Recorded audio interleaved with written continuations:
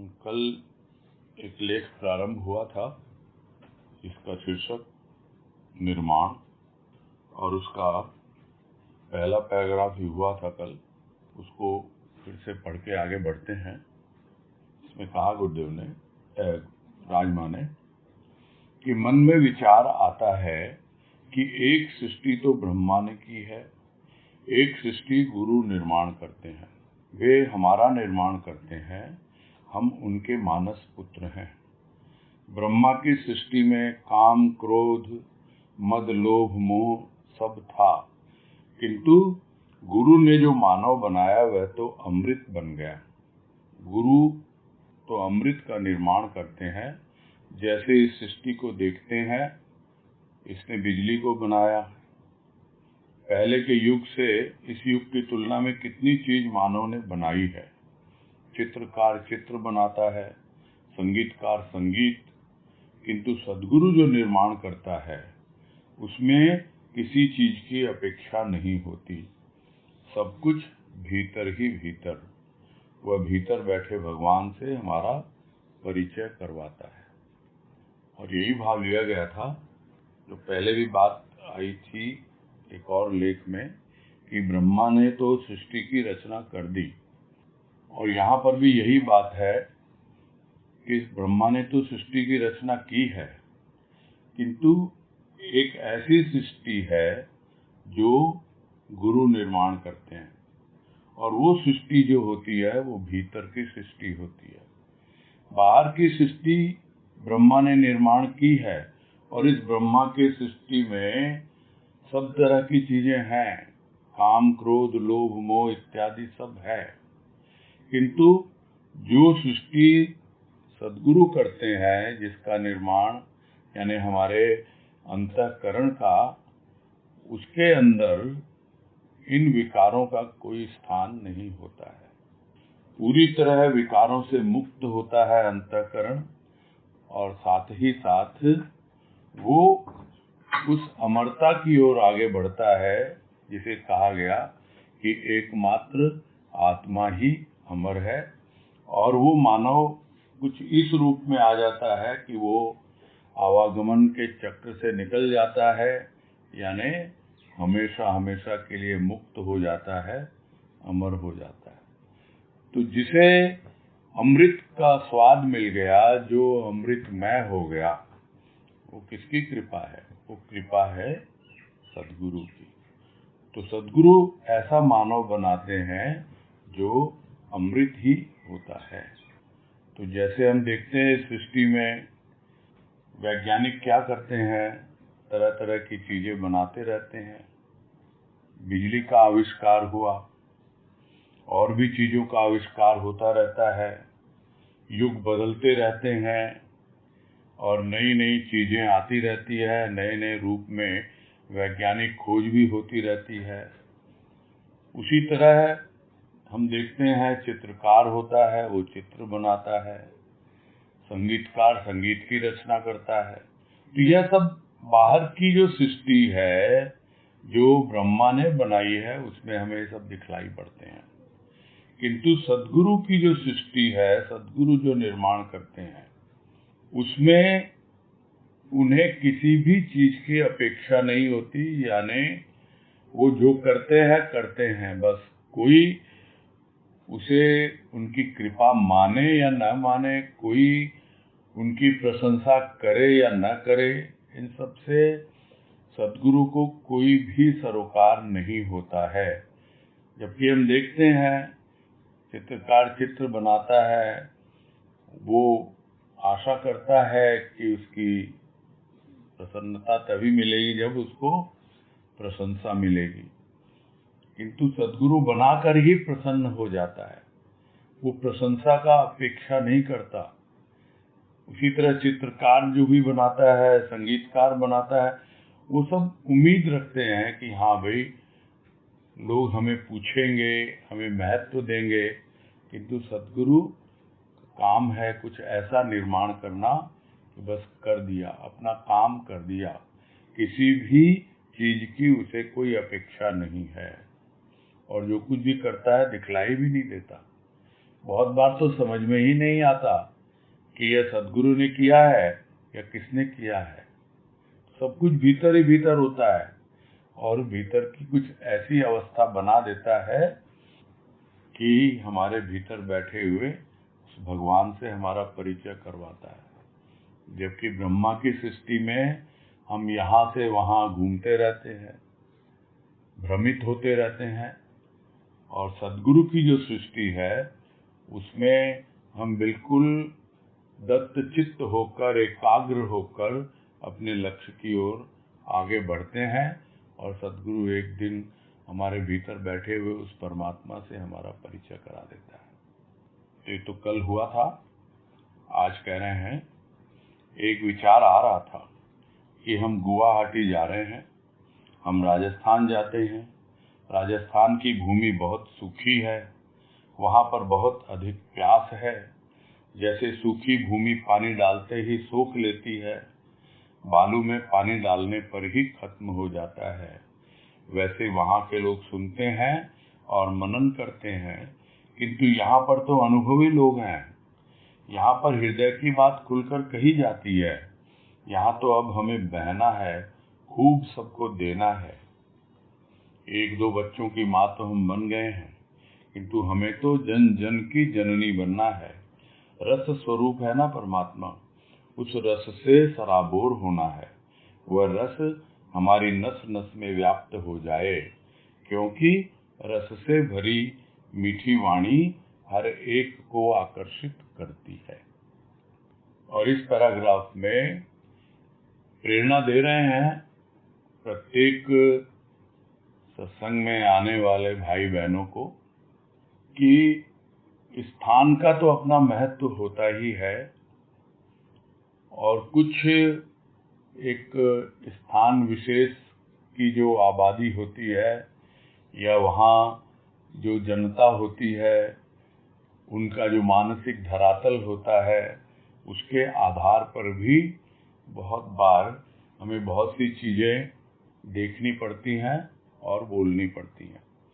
तो यहाँ पर उस अवस्था की बात हो रही है जहाँ हो सकता है राजमा गुवाहाटी जा रहे होंगे या जाने की तैयारी कर रहे होंगे या पहुंच चुके होंगे।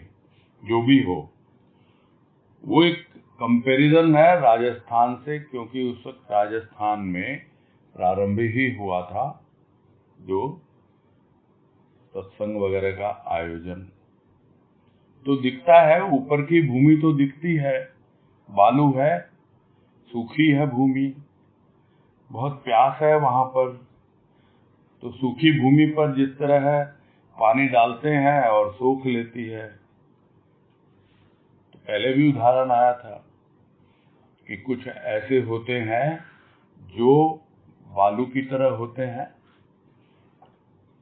उनका मानस, उसको दो बालू डालो, जल डालो, तो जिस तरह बालू जल को सोख लेती है, ऊपर प्रकट नहीं होता है, भीतर तो जाता है।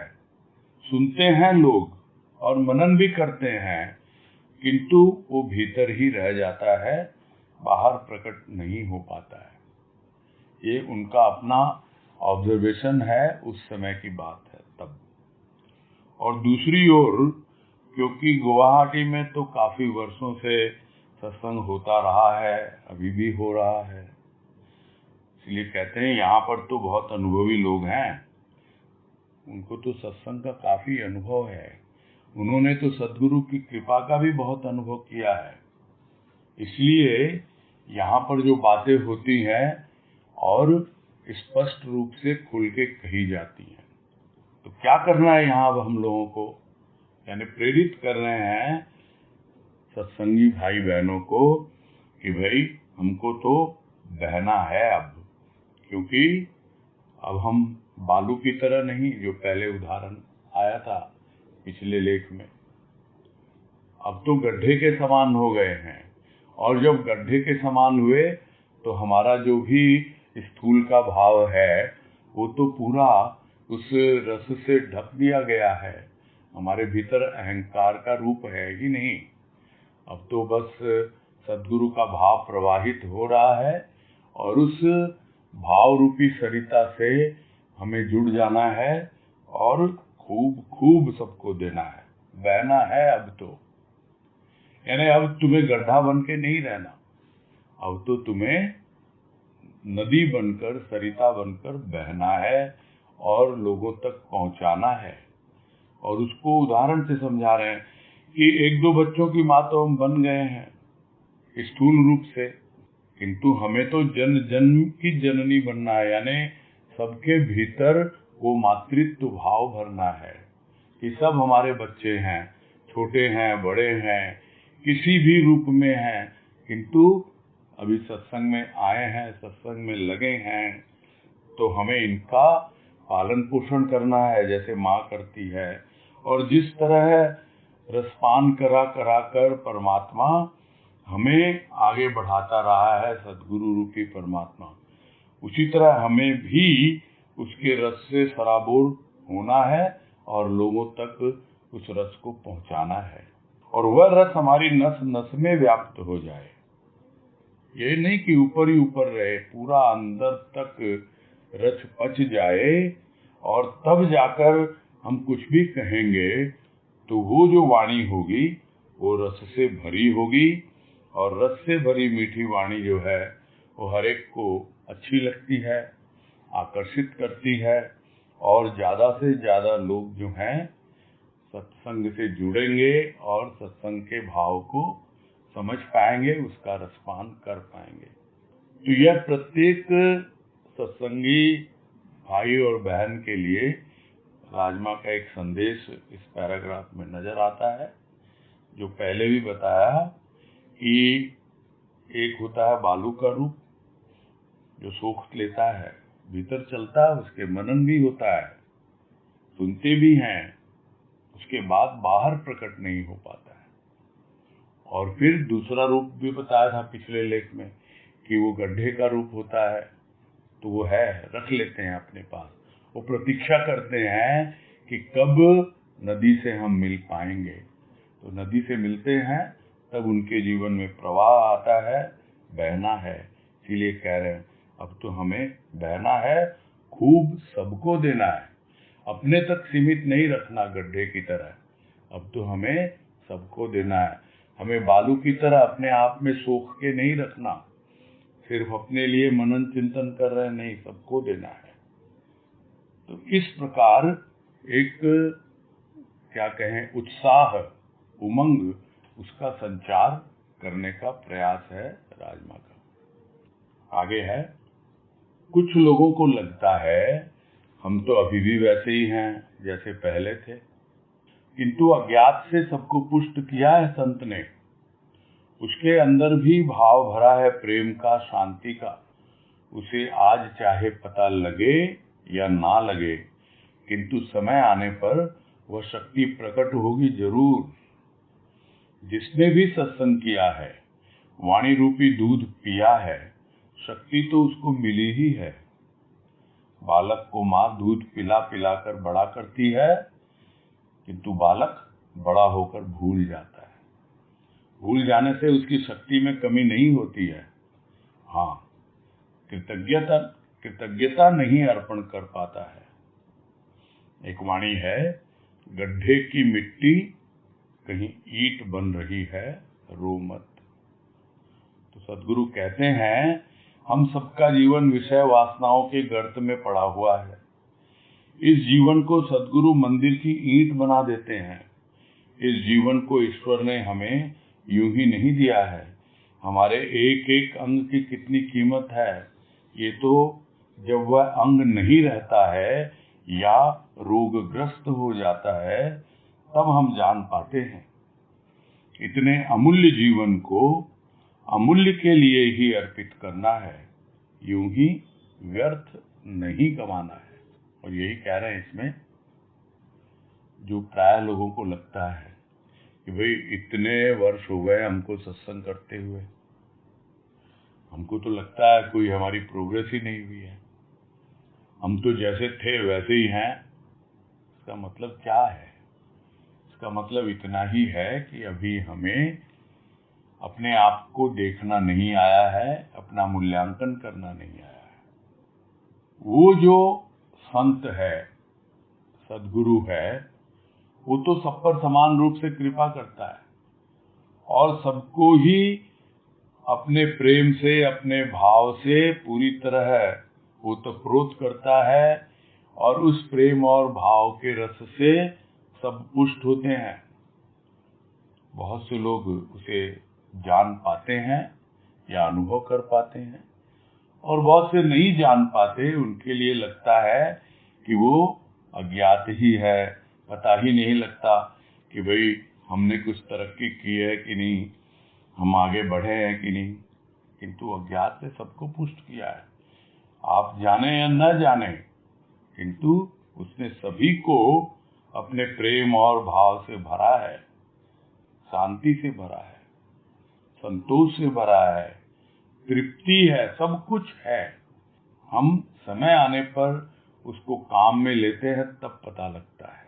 तो आज चाहे पता न लगे कि जिस मोमेंट में यह प्रश्न हमारे भीतर उठ रहा है कि भाई अभी तो हम वैसे ही हैं, क्या कुछ हमें परिवर्तन हुआ है, उसका पता कब लगता है। जो पहले भी कल भी बात आई थी कि बहुत सी चीजें भीतर ऐसे चली जाती है कि हमें याद नहीं रहती है, किंतु समय पड़ने पर अपने आप याद आती है। उसी प्रकार आज हमें पता नहीं लग रहा कि हमारे भीतर किस प्रकार से संत के प्रेम और भाव ने शक्ति भरी है, इतना बल हमें दिया है, किंतु समय आने पर वह शक्ति प्रकट होगी, जरूर होगी।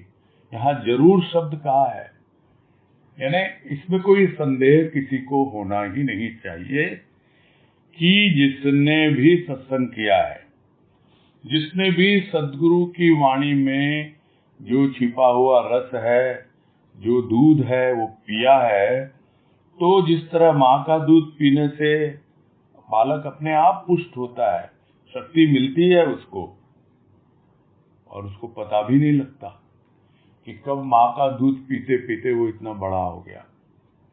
माँ दूध पिला पिला कर बड़ा करती है, किंतु बालक भूल जाता है कि उसने कभी दूध पिया भी था क्या। तो क्या भूल जाने से शक्ति में कमी हो जाएगी?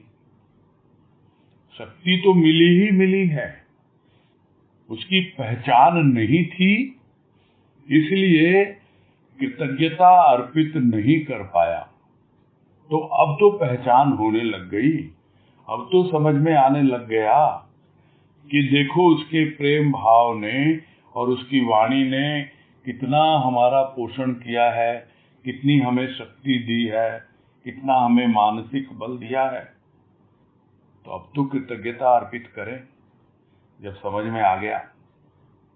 और अगर समझ में नहीं आया तो अर्पण नहीं कर पाता है, जान नहीं पाता है, यही सोचता है मैं तो अभी भी गड्ढे में ही पड़ा हुआ हूँ, अभी भी वैसा का वैसा ही हूँ, अभी भी ऐसे ही दुनियादारी में लगा हुआ हूँ। तो यहाँ फिर वाणी का एक संदर्भ लिया गया है, गुरुदेव की वाणी है, गड्ढे की मिट्टी कहीं ईंट बन रही है, रो मत। यानी जिसकी रोने की आदत हो जाती है, यानी सिर्फ अभावों को देखने की आदत, और हमेशा रोता रहता है। यहाँ रोने का मतलब यह नहीं है कि बस रो रहा है आंखों से, कोई सोच रहा है मैं तो अभी भी गड्ढे में पड़ा हुआ हूँ। रोने की जरूरत नहीं है, अभाव देखने की जरूरत नहीं है। ये जो मिट्टी है इससे ईंट बन रही है, बस तैयार रहो तपने के लिए, क्योंकि ईंट को पकाया जाता है भट्ठी में। तो उस भट्टी में पकने के लिए तैयार रहो, तो फिर तुम्हारा जीवन अनमोल हो जाएगा। यही कह रहे हैं सदगुरु कि सबका जीवन विषय वासनाओं के गड्ढे में पड़ा हुआ है। और सदगुरु क्या करते हैं, उस मिट्टी को उठाते हैं, उसे ईंट का रूप देते हैं, उसे पकाते हैं, और वो ईंट जो है वो किसी साधारण किसी मकान में लगने वाली नहीं है, वो मंदिर की ईंट है। मंदिर की दीवार बनने के लिए काम में आती है। और उसका आधार कौन होता है? उसका आधार, उसकी नींव वो होती है उसकी वाणी, उसका भाव, और उस पर आधारित जिन लोगों ने भी अपना जीवन जिया है। बीवी जी तो कहा करते थे कि भाई हम तो सत्संग की नींव हैं, और जिस तरह नींव दिखलाई नहीं देती है मकान की, मंदिर की, वो छिपी ही रह जाती है। ऊपर जो होता है बना हुआ वही दिखलाई देता है, नींव की ओर ध्यान नहीं जाता किसी का। तो न जाए, किंतु उसे तो पता है। वैसे ही ईंट की ओर ध्यान न जाए, लेकिन एक एक सत्संगी, एक एक सत्संग में आया हुआ भाई बहन, यदि उसे अनुभव हो रहा है कि मैं सद्गुरु के हाथों गढ़ा जा रहा हूं और कुछ इस प्रकार से मेरा जीवन बन रहा है कि मैं मंदिर का एक हिस्सा बन जाता हूं, तो हमें इस जीवन का मोल करना है। एक जीवन दिया है ईश्वर ने जो बाहर का है, हमें सब दिए हैं, हाथ पैर अंग प्रत्यंग, और एक जीवन है भीतर का जो सद्गुरु बना रहे हैं। तो जिस तरह एक एक अंग की कीमत है, कब मालूम पड़ती है? जब वो अंग या तो रोगग्रस्त हो जाता है, कोई रोग लग जाता है, उसमें परेशानी हो जाती है, और बहुत बार उस अंग को भंग कर देना पड़ता है, निकाल देना पड़ता है, हटा देना पड़ता है। तब हमें पता लगता है उसकी कितनी वैल्यू है, कितनी कीमत है। तो ये तो शरीर से मालूम पड़ रहा है। और सद्गुरु जो हमें इतने सुंदर सुंदर भाव देते हैं, और जो हमारे भीतर के अंग प्रत्यंग में लगे हुए हैं बिल्कुल, और हमारे भीतर का जो निर्माण है वो हो रहा है।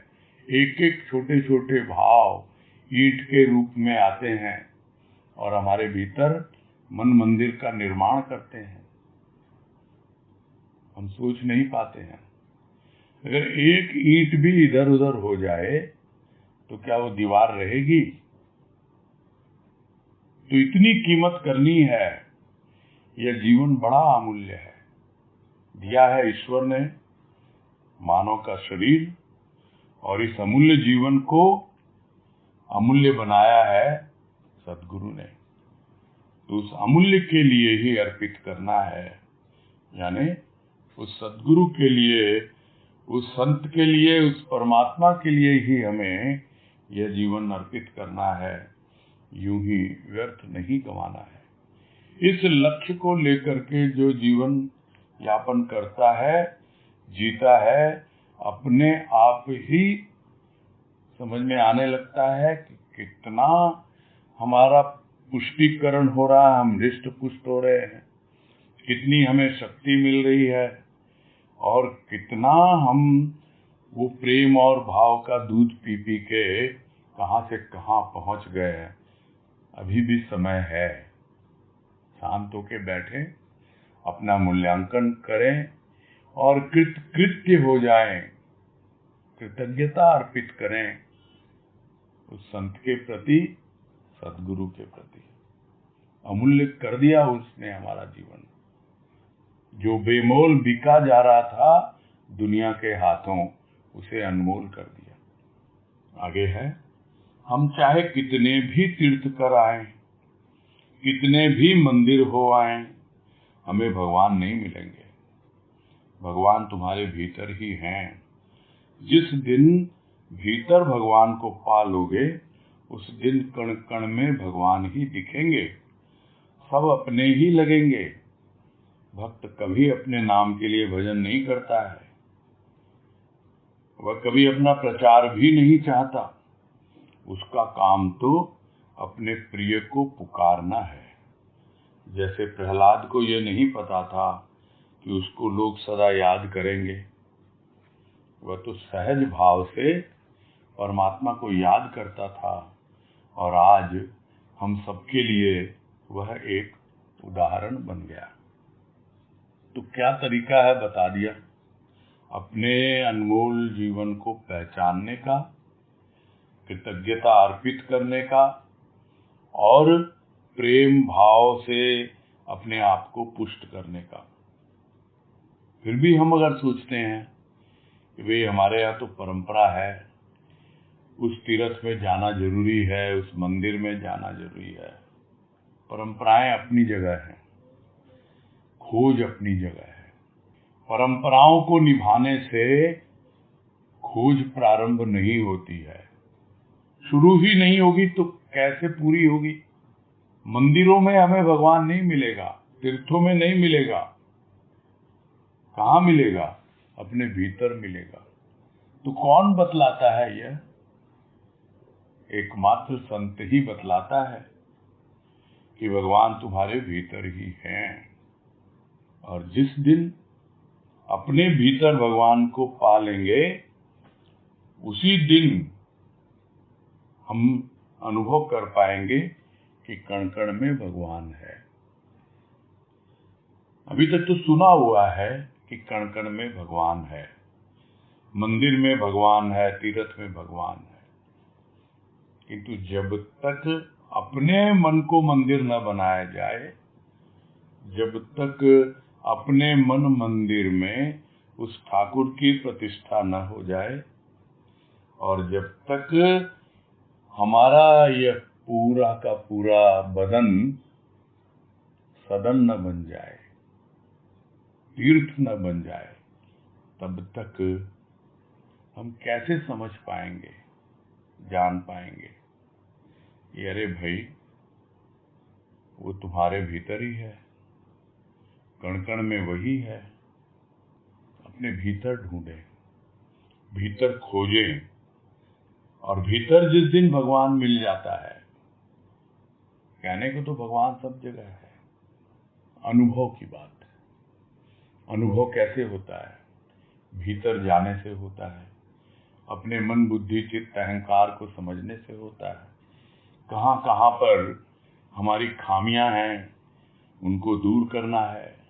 करने वाला सब करता है, हमें बस देखना आ जाए, समझना आ जाए, तब अपने भीतर भगवान को हम पा लेते हैं।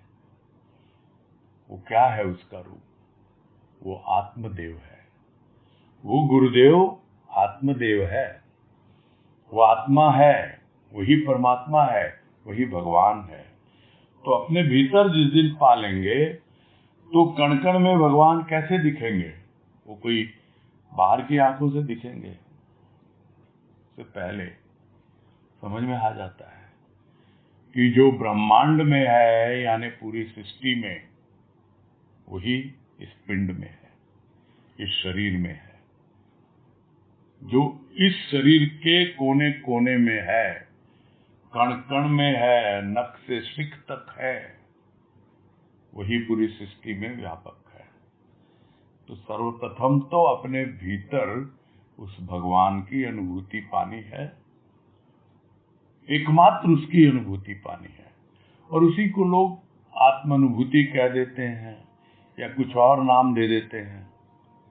तब अपने भीतर अनुभव करते हैं, रोम रोम में अनुभव करते हैं, अंग प्रत्यंग में अनुभव करते हैं, और तब बाहर की दृष्टि जो होती है वो भी बदल जाती है। फिर कोई भी पराया नहीं लगता है। क्यों नहीं लगता? क्योंकि सब उसी परमात्मा के बनाए हुए हैं। और भक्त क्या करता है?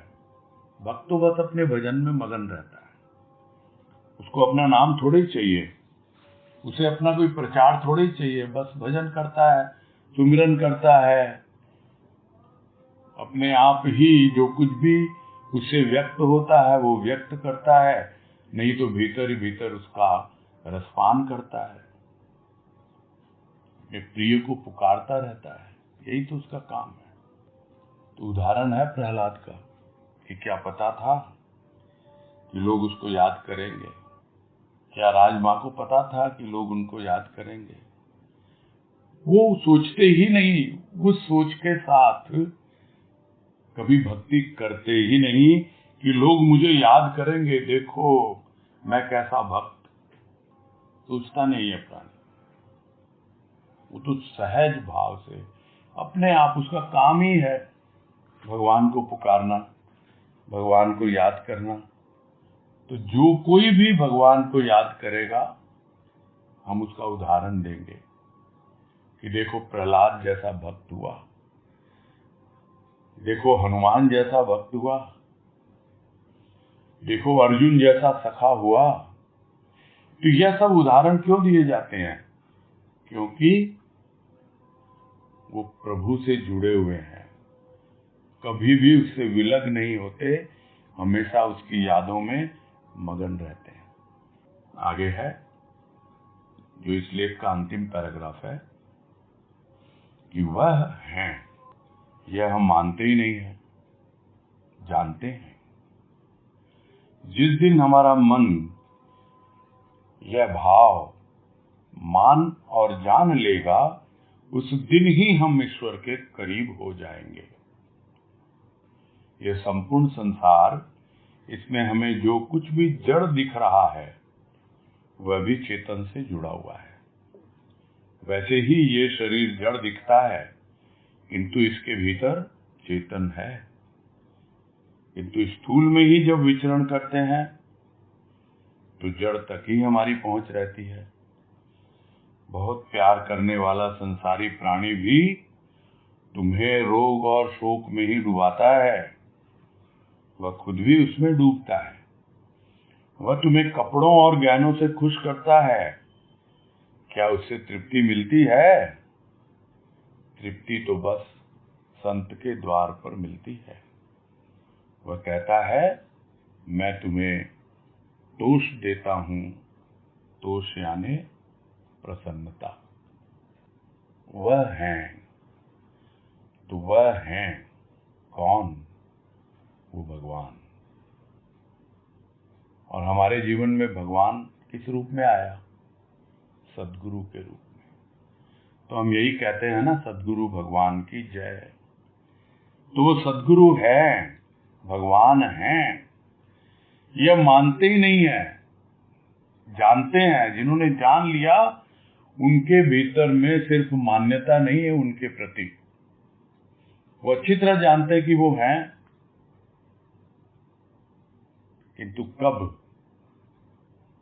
जिस दिन हमारा मन में जो भाव,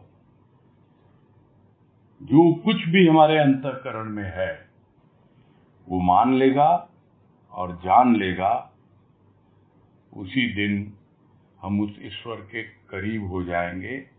यानी अपनी समीपता का अनुभव वो हमें देता रहेगा हमेशा। तो कहना ना होगा कि मानना क्या है, जानना क्या है। ये सब बातें हम पहले भी करते रहे हैं, फिर भी एक बार फिर से अपनी याददाश्त को ताजा कर लें और भजन की पंक्ति याद कर लें कि तुझे मानना सम्मान है, तुझे जानना संज्ञान है। सर्वत्र तेरी ही शान है कृपा तेरी मेरे प्रभु। है प्रेम तू और भाव तू, है कृपा तेरी मेरे प्रभु।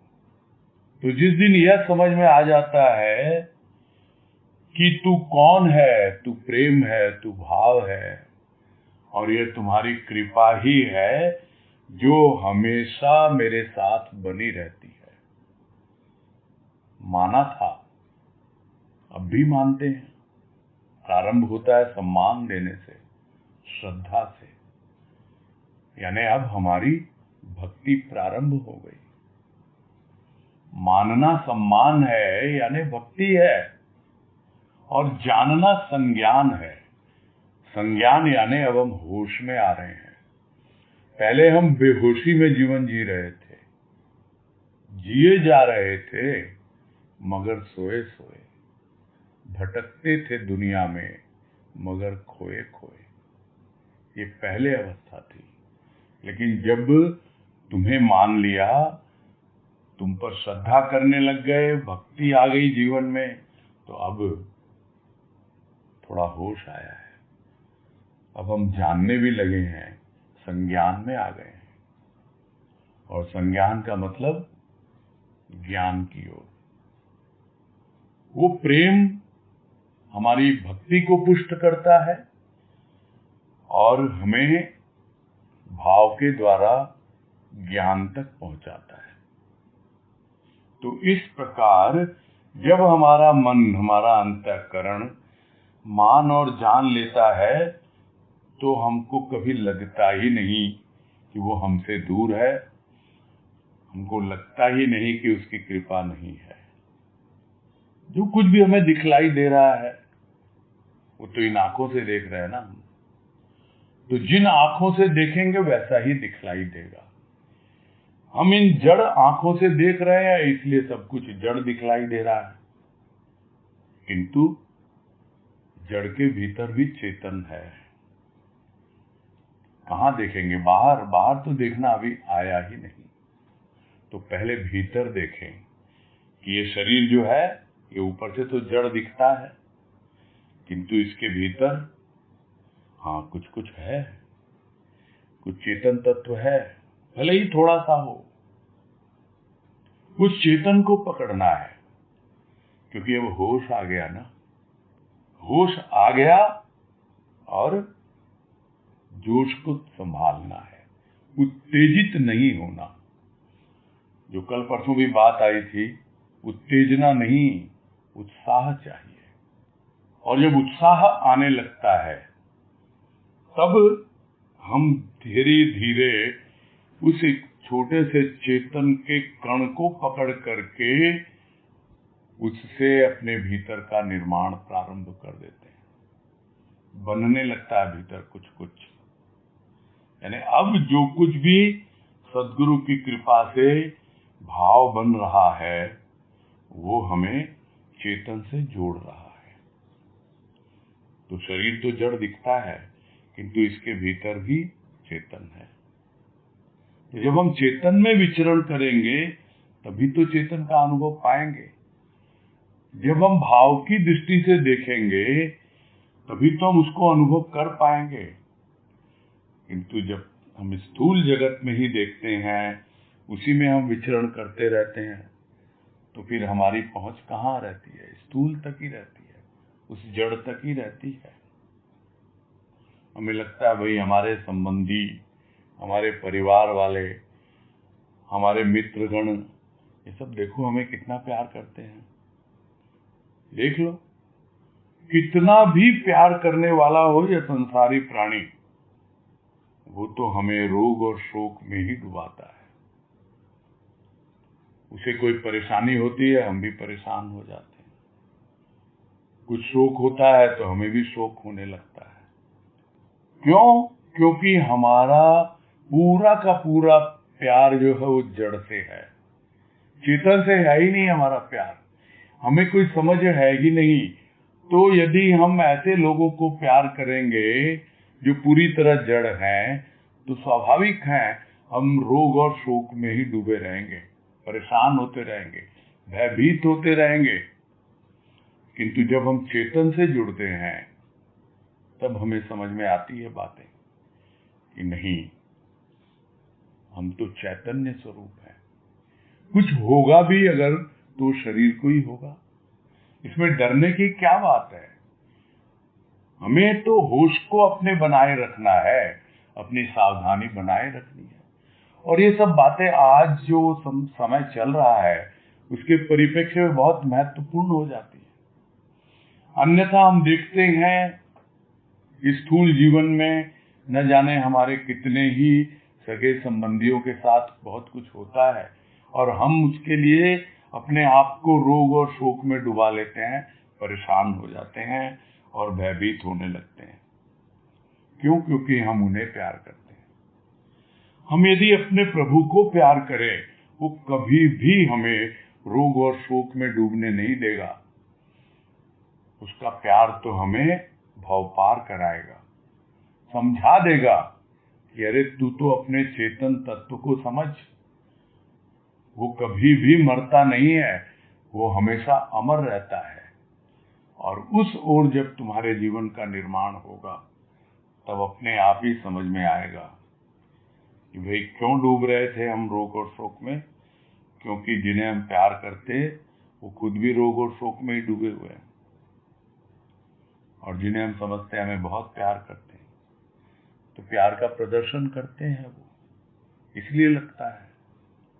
देते हैं हमें कुछ ना कुछ गिफ्ट देते हैं, कुछ उपहार देते हैं, कभी कपड़े, कभी गहने, कभी कुछ, और हम उसी के अभ्यस्त हो चले होते हैं। और वही भाषा हम सदगुरु के लिए भी इस्तेमाल करते हैं, विशेषकर जब उनका जन्मदिन होता है, कि हम तुम्हें उपहार दे रहे हैं और हमें भी रिटर्न गिफ्ट चाहिए। जैसे दुनियादारी में होता है कि हमने उसको गिफ्ट दिया, वो भी हमें गिफ्ट दे। तो क्या सदगुरु भी तुम्हें वो रिटर्न गिफ्ट वही कपड़े और गहने से खुश करेगा क्या? उसका आभूषण तो कुछ और ही है, उसका श्रृंगार करने का तरीका तो कुछ और ही है।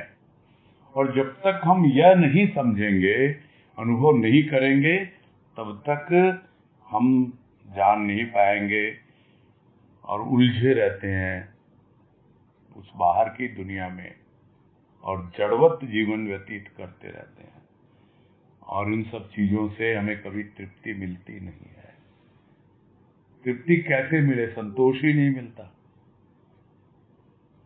संतोष नहीं मिलता, इसलिए तृप्ति नहीं मिलती।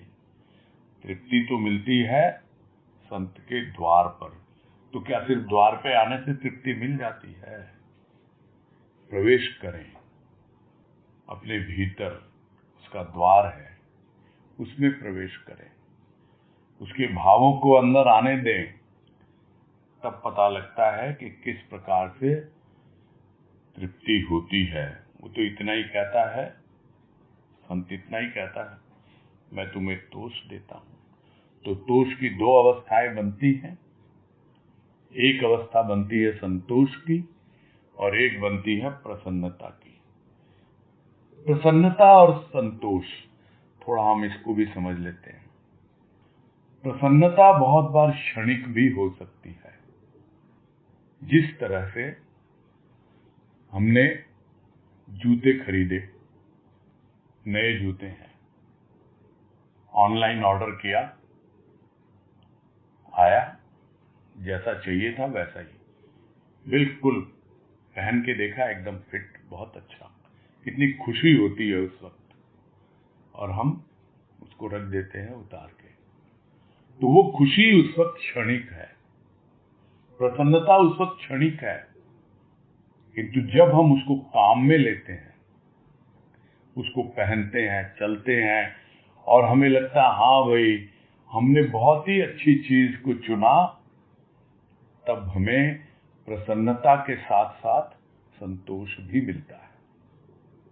और तोष का मतलब ही यही है, एक मतलब संतोष और एक मतलब प्रसन्नता। तो तोष देता हूं यानी तुम्हें संतोष भी देता हूं और प्रसन्नता भी देता हूं। और हम प्रसन्न, तो वो तो हमसे पहले प्रसन्न, वो तो यही चाहता है कि हम प्रसन्न रहना सीखें। यह तो वस्तुओं का उदाहरण देकर के हम समझते हैं। एक छोटा सा भाव मिलता है, अचानक आता है, ऑल ऑफ ए सडन, और हम इतने खुश हो जाते हैं, इतने प्रसन्न हो जाते हैं। किंतु जब उस भाव को जीते हैं हम, जिस तरह हमने वो जूते को पहना, यानी उस भाव को जिया, अपनाया, तब हमें कितना संतोष मिलता है, और वो खुशी हमारी कितने गुना हो जाती है। ये सब छोटी छोटी बातें हैं, छोटे छोटे अनुभव हैं, जिसके द्वारा हम इस आध्यात्मिक पथ पर आगे बढ़ते रहते हैं, और हमें पता भी नहीं लगता। जो पहले उदाहरण आया कि किस तरह है बालक माँ का दूध पी पी करके बड़ा हो गया, किस तरह सदगुरु रूपी माँ ने हमें भाव रूपी दूध पिला पिला करके इस अवस्था तक पहुंचाया है, पता ही नहीं लगता। किंतु अब हम धीरे धीरे देखना सीख रहे हैं। अब हमारे भीतर वो चैतन्य भाव आ रहा है तो हम जान रहे हैं, पहचान रहे हैं, यह सद्गुरु कितनी बड़ी कृपा है तुम्हारी, ये कृपा सदैव बनी रहे। तो ये लेख यहीं संपूर्ण होता है। अभी इतना समय नहीं है कि दूसरा लेख प्रारंभ करें, तो अभी हमारे पास है पर्याप्त समय। कुछ लोग हैं जो मन में कुछ रखते होंगे कसक कि भाई हमारा नंबर नहीं आता, तो उनको मौका जरूर मिलेगा आज ये जिज्ञासा पूरी करने का। सुभाष पोद्दार, बोलिए सुभाष जी। हरिओम भैया। हाँ हरिओम, बोलिए। भैया, गुरु ने जो मानव बनाया वह तो अमृत बन गया, क्योंकि गुरु तो अमृत का निर्माण करते हैं। जबकि ब्रह्मा की सृष्टि में लोग जैसे विकार है, तो भैया गुरु ने जो मानव बनाया वह भी तो रहता है इसी संसार में, फिर वह कैसे बच पाएगा भैया? इसमें थोड़ा सा बताइए ना। देखो क्या है, जो बाद में भी बात आई ना, भक्त क्या करता है, भक्त तो उसका सुमिरन करता है, उसके प्रेम भाव में मगन रहता है। ऐसा थोड़ी है कि जो ब्रह्मा की सृष्टि है उससे वो अभी चला गया, शरीर है ना अभी, तो ब्रह्मा की सृष्टि में यदि विकार हैं तो उन विकारों से तो सामना करना ही पड़ता है उसको, किंतु उसका ध्यान कहाँ रहता है, उसका फोकस रहता है उस चेतन तत्व पर जो अमर है, उसी पे उसका ध्यान रहता है। बाकी चीजें आएंगी जाएंगी, और जड़ में खेलते हुए भी वो जड़वत होता नहीं है, व्यवहार करते हुए भी वो उसके हाथ गंदे नहीं होते हैं। जिसको रामकृष्ण परमहंस ने कहा कि भाई कटहल काटते हो तो सरसों का तेल लगा लो, वैसे ही दुनिया से व्यवहार करते हो तो प्रभु के प्रेम भाव का लेप कर लो, ताकि वो तुम्हें छू न पाए, वो विषय विकार तुम्हारे भीतर न जा पाए। इतनी सी तो बात है, और कोई तरीका नहीं है। अमृत तो बना दिया, किंतु कितना, यदि हम बार बार विष के द्वारा उस अमृत को, क्या कहें उसको, न्यूट्रलाइज करते रहेंगे तो स्वाभाविक है कि फिर से विषयों से घिर जाएंगे, फिर से हमारे भीतर वही सब विकार घर बना लेंगे। इसलिए हमारा फोकस जो होना चाहिए, जो निर्माण कर रहे हैं सद्गुरु, जो भीतर का, जो चेतन हमको भीतर में अनुभव में आने लगा, जो अमृत, उसकी बूंद भी हमें, उसका स्वाद भी मिलने लगा, तो हम उस पे आगे बढ़ें और अपना बचाव रखें, सावधानी रखें। जो बात आई थी कि भाई अब हमको बेहोशी में नहीं जीना है, होश पूर्वक जीना है। ठीक है ना? हरिओम भैया। हाँ हरिओम, हरिओम। हाँ नरेश सांवला। राम भैया, मैं राखी सांवला। हाँ समझ गया, मैं समझ गया। हाँ समझ गया मैं। हाँ बोलिए। जी भैया, भैया बस वो उसमें मानस पुत्र का जो आया है ना, तो उसका थोड़ा और सुनना था, क्योंकि सुना होगा मैंने, परंतु मुझे बिल्कुल भी याद नहीं आ रहा। इसमें निर्माण में बोला कि हमें उसके मानस पुत्र बनना है, तो उसके लिए मानस पुत्र का मतलब क्या हुआ कि एक तो शरीर से जन्म दिया हमारे माँ बाप ने हमको, और यह जो शरीर है उसके भीतर भी कुछ है ना, वो जन्म देता है हमारा सद्गुरु, वो संत। तो इसलिए वो हमारा पिता कहलाता है। एक पिता शरीर का है और एक पिता जो है वो हमारे भीतर का, हमारे मन का है। तो ये मन जो हमारा है, यानी हमारा अंतःकरण पूरा जो है, वो उसकी संतान है। शरीर से हम हो सकता है किसी और की संतान हो, किंतु हम उस सद्गुरु के मानस पुत्र हैं, यानी हम मन से उसकी संतान हैं। और जिस दिन उसकी कृपा से हम पूरी तरह उस अमृत से भर जाएंगे, जो अमृत वो बना रहा है भीतर में, जो सृष्टि की रचना उसकी है, जो हमें अमृत तक पहुंचाएगी, उस आत्मा तक पहुंचाएगी, उस दिन हम अनुभव करेंगे कि हम तो उसके आत्मज हैं। तो पहले अवस्था बनती है मानस पुत्र यानी मनुज, और उसके बाद बनती है आत्मज यानी परमात्मा का पुत्र, आत्मा। इस तरह से हम समझ सकते हैं। जी भैया, हरिओम भैया, प्रणाम भैया। हाँ, हरिओम हरिओम। हाँ, महेश सुरेखा, बोलो महेश। हाँ, प्रणाम भैया। हाँ, नमस्कार, बोलो।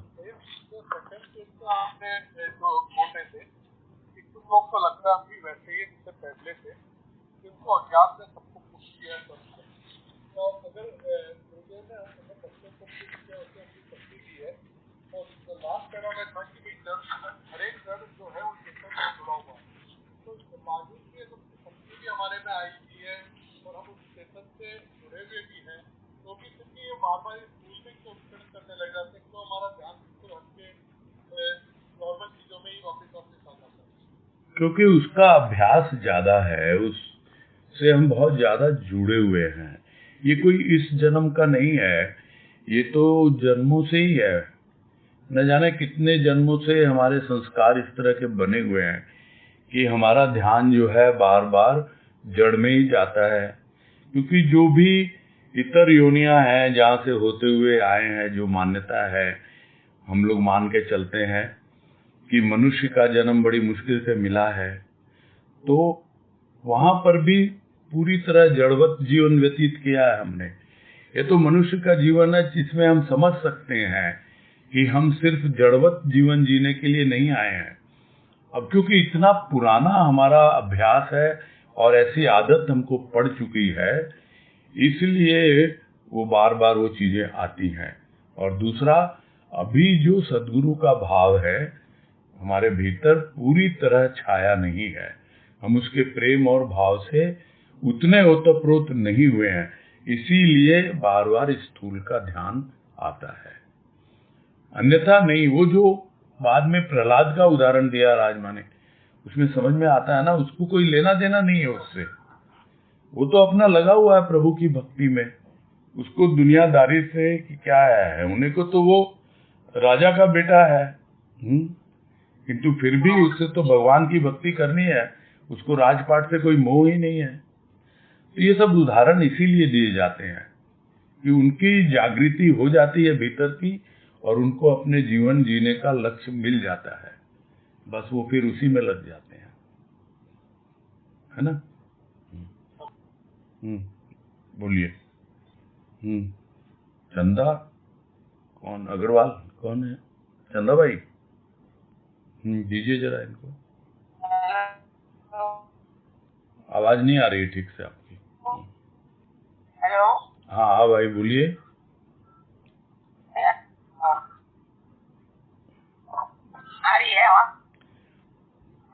आ रही है, जा रही है, सब तरह से डिस्टर्ब हो रही है। हेलो। हाँ, सुन तो रहा है, हेलो सुन रहा है, उसके आगे नहीं सुन पा रहे हैं।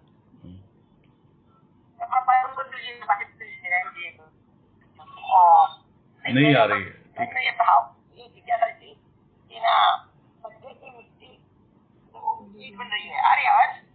गड्ढे की मिट्टी। नहीं, मैं रिपीट कर दूंगा, थोड़ा समझ में आता है जो। हाँ, गड्ढे की मिट्टी, हाँ, क्या बोल रहे हैं उसके बारे में?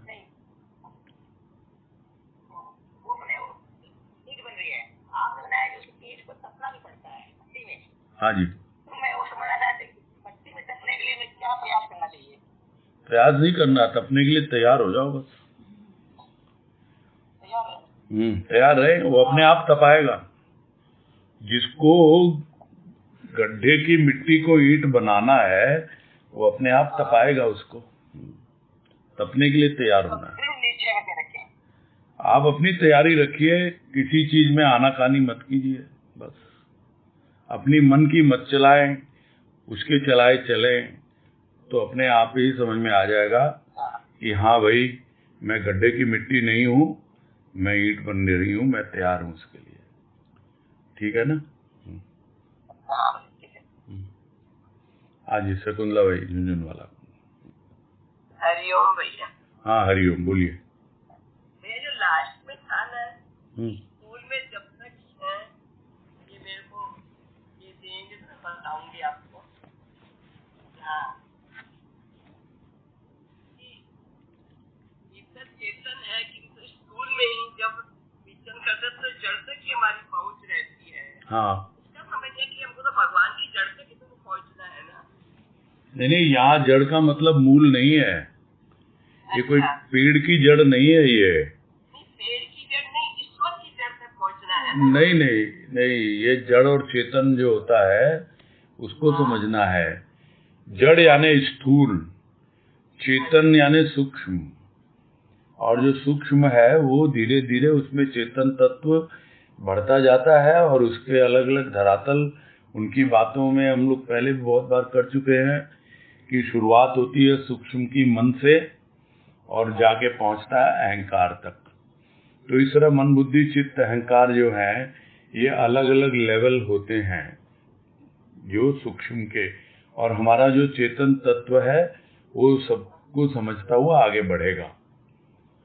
तो इस प्रकार से जो यात्रा हमारी होती है उस जड़ के भीतर छिपा हुआ जो चेतन है, यह शरीर जो है यह जड़ है यानी स्थूल है, और उसके भीतर चेतन है यानी जो मन है वो सूक्ष्म है, वो आगे उसमें बढ़ना है, यही सब बोलना चाह रहा है। ठीक है, शरीर को जड़, जी हाँ, वो आगे बताया ही है ना। समझ में आ गया, बहुत सुंदर। ठीक, हाँ हरिओम हरिओम। सुधा तुलसियान, बोलिए। प्रणाम भैया। हाँ नमस्कार, बोलिए। तो जैसे अभी बात आई थी गड्ढे की मिट्टी का ही ईट बनती है रोग इस वाणी के संदर्भ में, तो स्थूल और सूक्ष्म दोनों में उसके चलाए, मतलब हमारी कुछ नहीं, हम हर एक चीज में उसकी रजा पाते। भाई स्थूल को कौन चला रहा है? चलो वो नहीं चला रहा, हम ही चला रहे हैं। तो कौन चला रहा है हमारे स्थूल को? हमारा मन चला रहा है ना। कुछ भी विचार जो आता है जिसको हम कहते हैं सूक्ष्म में आएगा, तो हमारा सूक्ष्म कर्म पहले होता है तब स्थूल कर्म होता है। तो अगर हम भी अपने कर्ता हैं, हम ही खुद ही कर रहे हैं, तो पहले तो हम मन में कर रहे हैं ना, उसके बाद वो कार्यान्वित होता है स्थूल में। तो कोई भी करे, तो गड्ढे की मिट्टी जो ईंट बन रही है उसका मतलब उसके हाथ में सौंपना है हमको, तो दोनों ही सौंपना पड़ेगा, स्थूल भी सूक्ष्म भी। अपनी चलाएंगे अगर हम तो मानी बात है, तैयारी नहीं होंगे ना, अपनी प्रस्तुति नहीं है, फिर तो आप खुद तैयारी नहीं हो रहे हो। जो बात हुई ना, तपने के लिए पकने के लिए तैयार नहीं हो रहे हैं। हाँ, यही है सब बात का सार। तैयारी खुद की चाहिए। हाँ, दोनों में। हाँ जी, ठीक है। हाँ भैया, हाँ, प्रणाम। चलो, समय हो गया, पूरा करते हैं।